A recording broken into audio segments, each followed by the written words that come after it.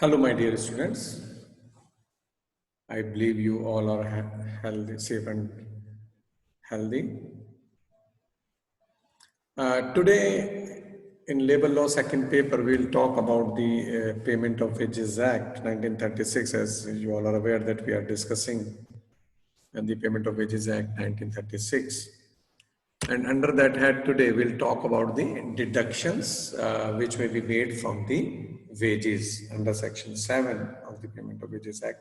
These deductions are given, that what deductions can be made from the wages, or we call the authorized deductions. So when we talk about the deductions under Section 7, then under subsection 1 of Section 7, notwithstanding the provisions of Railways Act 1989, the wages of an employed person shall be paid to him without deductions of any kind except those authorized by or under this Act. So, the provisions of the Railway Act 1989, the wages of an employed person shall be paid to him without deductions of any kind except those authorized by or under the Act. See,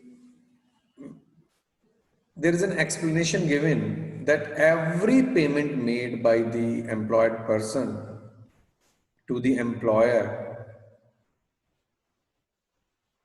or his agent shall, for the purpose of this Act, be deemed to be a deduction from wages. So if the employed person is making a payment to the employer or to his agent, right, for the purpose of this Act would be deemed to be a deduction from the wages. And there is one case also given, General Manager, Northern Railway, New Delhi versus Sajjan Raj and another. And it has been pointed out that there is a seeming contradiction between Section 2, Clause 6 and Section 6 of the Payment of Wages Act 1936. And it was further held that perhaps the definition of wages was left wide by the framers of the Act to cover remuneration which was paid in kind by the employers to the employees before the enforcement of the Act, so that it may be possible to convert some means same into cash. Section 6 of the Act envisages the payment in kind, and according to earlier practice of the agreement made before the Act could be converted into cash according to its value before payment, and the court held that this could be done by a subsequent agreement between an employer and the employees. And there would be no contravention of Section 6 of the Act, and Section 23 would not apply unless the contract or agreement expressly forbids the conversion into cash. And anything agreed to be paid in kind in circumstances contemplated by the definition of the wages is covered by the expression capable of being so expressed, which implies capable of being expressed in terms of money as required by Section 6, and it has to be converted into money according to its value and then paid in coins or currency notes. So every payment made by the employed person to the employer or his agent shall, for the purpose of this Act, deemed to be a deduction from the wages. This is given in the explanation 1. And in explanation 2, any loss of wages resulting from the imposition for good and sufficient cause upon a person employed of any of the following penalties, namely, means any loss of wages resulting from the imposition for good and sufficient cause upon a person employed of any of the following penalties, namely the withholding of increment or promotion, or maybe the reduction to a lower post, or we can say or to the lower time scale, or to a lower stage in a time scale, maybe, or suspension of an employed person, or I mean, shall not be deemed to be the deduction from the wages. Because see, to keep the employees in discipline, all these things are necessary. So if the withholding of the increment or promotion is there, or if the reduction to a lower post or time scale or suspension is there, that shall not be deemed to be a deduction from wages in any case, where the rules framed by the employer for the imposition of any such penalty in conformity with the requirements. Of course, it all would be happening means in conformity with the requirements, and if any, which may be specified in this behalf by the state government by notification in the official gazette. So withholding of increment or promotion, because see, for good and sufficient cause, employer can do so. The reduction to lower post or suspension, so shall not be deemed to be a deduction from wages in any case, where the rules are framed by the employer for the imposition of any such penalty are in conformity. And subsection means under this section 7, as we have seen under subsection 1, there are two explanations given. That one is that employed person will not give to the employer or to the agent, make any payment. And explanation second talks about that if there is a withholding of increment or promotion or reduction to a lower post or time scale or to a lower stage, or suspension shall not be deemed to be a deduction from wages. Now we talk about the subsection 2, which talks about that subsection 2 of section 7, which talks about that deductions from the wages of an employed person shall be made only in accordance with the provisions of this act, and may be of the following kinds only. So if the employer is making deductions from the wages, so these deductions of the employed person shall be made only in accordance with the provisions given under the act, and may be of the following kinds only. So these deductions, what we are going to discuss, are the permissible deductions under the act. And under this subsection 2, clause A, fine; clause B, deductions for absence from duty; clause C, deductions for damage to or loss of goods expressly entrusted to the employed person for custody, right? Or maybe sometimes loss of money for which that employed person was responsible, or he is required to account, where such damage or loss is directly attributable to his neglect or default. So that for the that amount can be recovered through deductions from that employed person. And clause D says that deductions for house accommodation supplied by the employer or by the government or any other housing board set up under the law for the time being in force, so means that can also be deducted.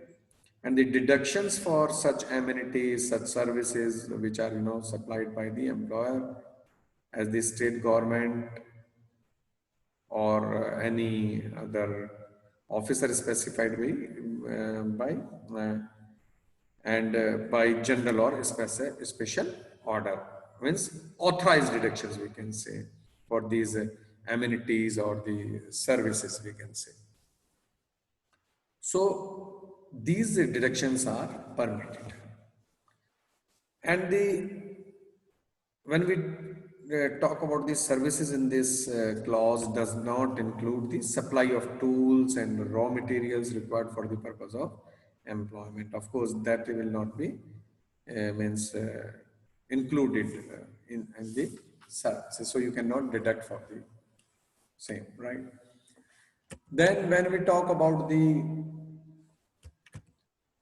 Deductions for recovery of advances of whatever nature, those deductions can be made. Those deductions are permissible, like in advances for traveling or conveyance allowance, right? Or maybe sometimes overpayments of the wages may be adjusted. Clause double F talks about the deductions for recovery of loans made from any fund continued for the welfare of labor in the accordance with the rules approved by the state government. So that is also authorized and means can go for those deductions.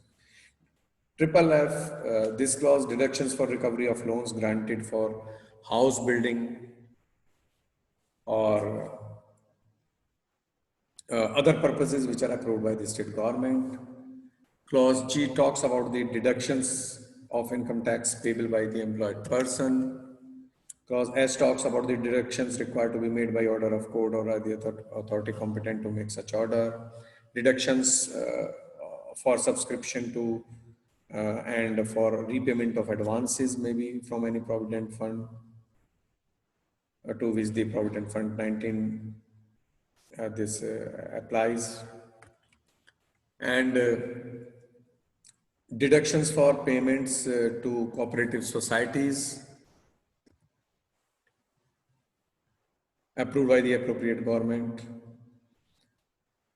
Clause J and Clause K talks about the deductions made with the written administration of the person employed for payment of any premium on his life insurance policy.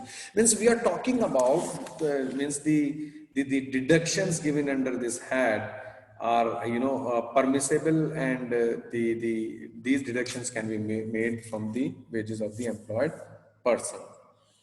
And the deduction means uh, of course the clause K we were discussing in this, the deductions made with the written authorization of the person employed for payment of any premium of his LIC policy maybe, and deductions made with the written authorization of the employed uh, person for the payment of his contribution to the fund, which are constituted by the employer or trade union registered under the Trade Union Act 1926, and the employed person is authorizing that okay, fine, you may go ahead for those deductions, so it is also permissible. Then deductions made with the written authorization of the employed person for the payment of the fees payable by him for the membership of any trade union, registered trade union under the Trade Union Act, and deductions for payment of insurance premium on fidelity guarantee bonds, and deductions for recovery of losses sustained by the railway administration on account of acceptance by the employed person counterfeit or base coin or mutilated or the forged currency sometimes employed person may receive.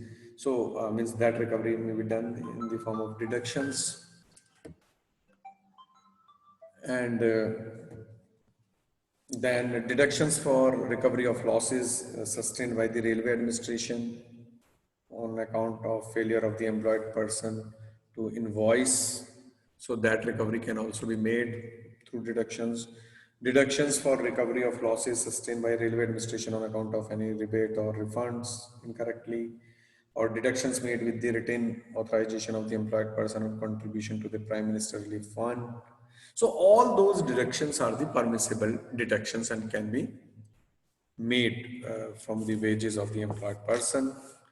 And nothing contained in this section shall be construed as precluding the employer recovering from the wages of this is subsection 4. We are talking of this section 7, that nothing contained in this section shall be construed as precluding the employer from recovering from the wages of the employed person or otherwise any amount payable by such person under the law for the time being in force other than the Railways Act 1989. So now we can see that these are the permissible deductions which can be made from the wages of the employed person. So this is all for today's deliberation, my dear students. That what are the deductions or what means deductions which may be made from the wages under section 7. So I believe this will this deliberation will help you. Thank you so much. Just go through these slides. Thank you so much. Have a nice day. Have a nice time. Bye bye. Take care.